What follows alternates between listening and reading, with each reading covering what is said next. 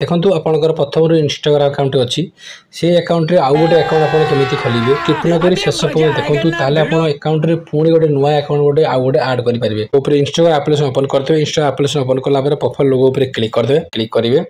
या आड Instagram account पर click करेंगे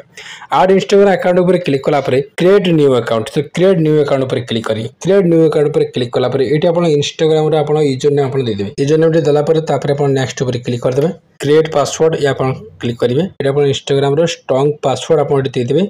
तो मुझे इंस्टाग्राम स्ट्रॉन्ग पासवर्ड मुझे देदेवी आपड़ी देदेवे आप नेक्स्ट पर क्लिक करदे नेक्स्ट पर क्लिक कलापर ये आप मोबाइल नंबर देदेवे ना जीमेल आईडी आप देखिए खोली पारे आप मोबाइल नंबर आप देदेवे मोबाइल नंबर देलापर आप नेक्स्ट पर क्लिक करदे welcome to more user name देते कंटिन्यू साइन अप लिखते क्लिक करदे क्लिक करदे मुझे स्किप करदेली आप फॉलो करेंगे नेक्स्ट पर क्लिक कलापर आपंकर इंस्टाग्राम नुआ अकाउंट आउ गोटे आपंकर इंस्टाग्राम अकाउंट पुणी गोटे नुआ अकाउंट आपंकर आड हो